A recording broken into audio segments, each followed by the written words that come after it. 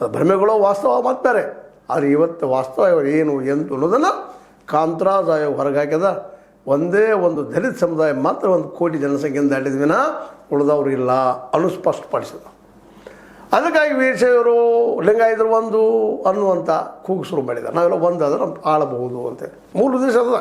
ಆಳೋದಂದ್ರೆ ಯಾರು ಆಳೋದಂದ್ರಲ್ಲ, ಮತ್ತು ದುಡ್ಡಿದ್ದವರು ಆಳುವಂಥದ್ದು. ಒಬ್ಬ ಬಡವ, ಪ್ರಾಮಾಣಿಕ, ಯೋಗ್ಯ ವ್ಯಕ್ತಿ, ಜನಕಲ್ಯಾಣ ಮಾಡುವಂತಹ ಪ್ರತಿಭಾವಂತಗಳಿಗೆ ಅವಕಾಶ ಇಲ್ಲ. ದುಡ್ಡು ಹಾಕಿ ದುಡ್ಡು ತೆಗೆದು ದಂಧೆ ಮಾಡೋರಿಗೆ ಮಾತ್ರ ಅವಕಾಶ. ಹೀಗಾಗಿ ಇವತ್ತು ಬಸವಣ್ಣ, ನಿಜವಾದ ಬಸವಣ್ಣ ಹೇಳ್ತಾ ಇದ್ದಾರೆ. ಇವತ್ತು ನಾವು ಬಸವಣ್ಣ ಸಹಿತ ಹೊಡಿತಾ ಇದ್ದೀವಿ. ಒಬ್ಬ ನಿಜವಾದ ಸ್ವಾಮೀಜಿಯವರು, ಇನ್ನೊಂದು ಕನೇರಿ ಶ್ರೀಗಳು ಅದನ್ನು ಹಿಂದುತ್ವದ ಕಡೆಗೋ ಮತ್ತು ಅವ್ರಿಗೆ ಹೇಳ್ತಾ ಇದ್ದಾರೆ. ನಿಜಗುಣಾನಂದ ಸ್ವಾಮಿಗಳು ಇನ್ನೊಂದು ಮಠ ಸಿದ್ಧಾಂತ ಒಯ್ತಾ ಇದ್ದಾರೆ. ಇದನ್ನು ರಾಜಕೀಯ ಜನ ಲಾಭ ಮಾಡ್ಕೊಳ್ತಾ ಇದ್ದಾರೆ. ನಮ್ಮ ಹೆಂಗೆ ಬೇಕು ಹಂಗೆ ಲಾಭ ಮಾಡ್ಕೊಳ್ತಾ ಇದ್ದಾರೆ. ಆದರೆ ಬಸವಣ್ಣ ಇವು ಯಾವುದೂ ಅಲ್ಲ.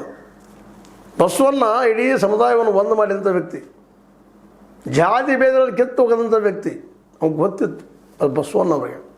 ನಾವು ಒಂದಾಗದ ಒಬ್ಬ ಖಡ್ಗದ ವ್ಯಕ್ತಿ ಬಿದ್ದಳಂತ ಸೋಲಿಸಲಿಕ್ಕೆ ಸಾಧ್ಯ ಇಲ್ಲ ಅಂತೇಳಿ ಅಂದಿನ ವಾಸ್ತವ ಸತ್ಯ ಗೊತ್ತಿತ್ತು. ಸ್ವತಂತ್ರವಾದ ಮೀಡಿಯಾಗೆ ಬೇಕಾಗಿರುವುದು ಸ್ವತಂತ್ರ ಧ್ವನಿ. ಆ ಸ್ವತಂತ್ರ ಧ್ವನಿ ಉಳಿಸಲು ನೀವು ಮಾಡಬೇಕಾದದ್ದು ಇಷ್ಟೇ. ಅದೇನಪ್ಪಾ ಅಂತಂತಂದ್ರೆ, ನಿಮ್ಮ ಕೈಲಾದಷ್ಟು ಸಹಾಯ ಈ ಚಾನಲ್ಗೆ ಮಾಡಿ ಹಾಗೂ ನಿಮ್ಮ ಧ್ವನಿಯನ್ನು ಕಾಪಾಡಿಕೊಳ್ಳಿ. ಅದಕ್ಕೆ ಹೊಸ ಒಂದು ಹೋರಾಟವನ್ನು ಆರಂಭ ಮಾಡಿದ್ರು. ಅವರು ಅದಕ್ಕೆ ಅನುಭವ ಮಂಟಪವನ್ನು ಕಟ್ಟಿದರು, ಚರ್ಚೆ ಮಾಡಿದರು. ಎಲ್ಲ ಜಾತಿಯವರು ಬಂದರು. ಇವನಾರವ ಎನ್ನದಿರಯ್ಯ, ಇವ ನಮ್ಮ ಒಂದು ವಾಸ್ತವಿಕ ಭಾಷಣ ಮಾಡಲಿಲ್ಲ. ಮಠದಾಗ ಕೂತ್ಕೊಂಡು ಮಠಕ್ಕೆ ಯಾವುದೋ ಕೆಳಜಾತಿ ಬಂದ್ರೆ ಕೂಡ ಸರಿ ಹೊರಗಾಗಿ ದೂರ